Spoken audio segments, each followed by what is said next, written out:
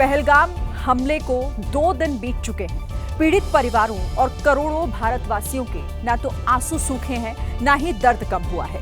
बिहार के मधुबनी की रैली में प्रधानमंत्री मोदी भी भावुक दिखे। मंच से उन्होंने आतंकियों को उनके अंजाम तक पहुंचाने का ऐलान भी किया है।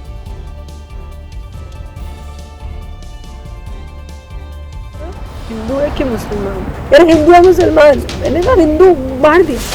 कलाम कलाम बोल रहे थे और सारे हिंदू जेंट्स को बंदूक से शूट कर दिया। और अगर कलमा भी पढ़ दी उसके बाद उसने बोला कि अपने नीचे के कपड़े खोल के बताओ। पीछे से आई कि बोले कि क्यों कर रहे हो आप, हम क्या हुआ है, ऐसा बोलने के लिए आगे खड़े हो गए तो उनको डायरेक्ट इधर शूट किया। कल्पना से भी बड़ी सजा मिलेगी। अब आतंकियों की बची खुची जमीन को भी मिट्टी में मिलाने का समय आ गया है।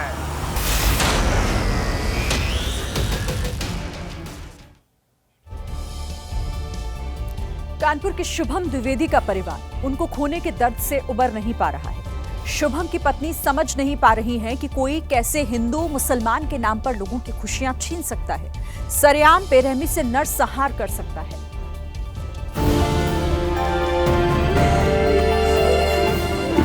शुभम की पत्नी ऐशन्या के सवाल, उसके आंसू रुकने नहीं दे रहे। दिल बार बार पूछ रहा है, क्यों मार दिया, क्यों मार दिया, क्यों मार दिया। कानपुर की ऐशन्या का दर्द दिल चीर रहा है। इस दर्द को महसूस करने वालों की आंखें भी छलक जाती हैं। जन्नत की जमीन पर दरिंदे उतरे और स्वर्ग जैसी शुभम द्विवेदी की दुनिया उजाड़ कर चले गए। ऐशन्या अभी भी सदमे में है। अभी 2 महीने पहले ही ऐशन्या और शुभम की दुनिया सजी थी। खुशियों की तलाश में परिवार संग जन्नत में खिलखिलाने निकले थे, लेकिन क्या पता था खिलखिलाने की जगह जीवन भर की तड़प साथ लौटेगी। उस मंजर को अपनों को बताकर ऐशन्या बार बार रो पड़ती हैं। बस मैंने मैगी का ऑर्डर दिया और मैं और शुभम बैठ के मैगी खाने जा रहे थे। शाम भी मेरी बहन थोड़ा दूर बैठी थी और पापा मेरे वॉशरूम गए थे।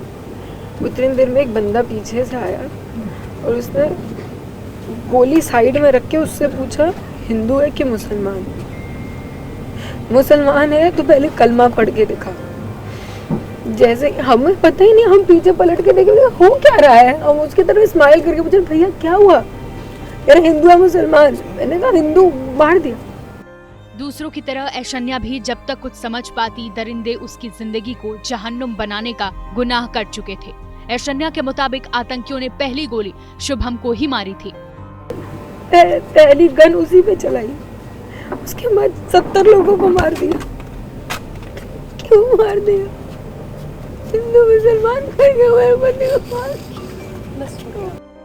ऐशन्या की खुशियां लुट चुकी हैं, उसके सपने बिखर चुके हैं, लेकिन दुख की इस घड़ी में इस बात का सुकून जरूर होगा उसके पापा सकुशल, जो वॉशरूम जाने की वजह से दरिंदों की नजर में नहीं आए। कानपुर में शुभम का राजकीय सम्मान के साथ अंतिम संस्कार कर दिया गया। शुभम चला गया, लेकिन उसके जाने से जो दर्द, जो कमी पैदा हुई है, उसकी भरपाई कौन करेगा? सीएम योगी आदित्यनाथ भी परिवार का दुख बांटने पहुंचे। एक माँ के लिए, एक पिता के लिए इससे बड़ा दर्द और क्या हो सकता है कि उसकी आंखों के सामने उसके बच्चे की अर्थी उठे, उसका बच्चा ताबूत में बंद होकर आए। शुभम द्विवेदी का शव कानपुर पहुंचा तो माँ के आंसू सैलाब बन गए।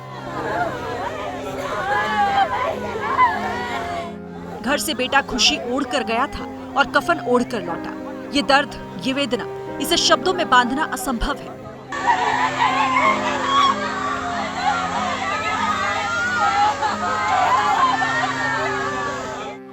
द्विवेदी परिवार की क्षति पर समूचा कानपुर दुख बांटने पहुंच गया। किसने सोचा था हंसती खेलती नई जिंदगी दरिंदगी की गोलियों से छलनी हो जाएगी।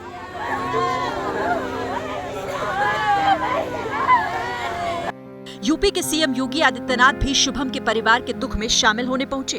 उन्होंने शुभम की पत्नी और उनके पिता को ढांढस बंधाया और ऐसी क्रूर हरकत करने वालों के खिलाफ फुल एक्शन की बात कही। आतंकवादियों और उनके आकाओं को उसकी सजा जरूर मिलेगी, इसमें कोई संदेह किसी को नहीं होना चाहिए। शुभम का पूरे राजकीय सम्मान के साथ अंतिम संस्कार किया गया।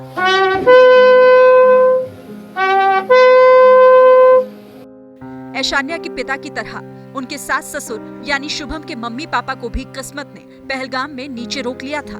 दोनों ने ऊपर चढ़ने से मना कर दिया था और इस तरह वो सलामत है, लेकिन बेटा ऐसे लौट कर आएगा, ये दुख उन्हें लंबे समय तक सालेगा।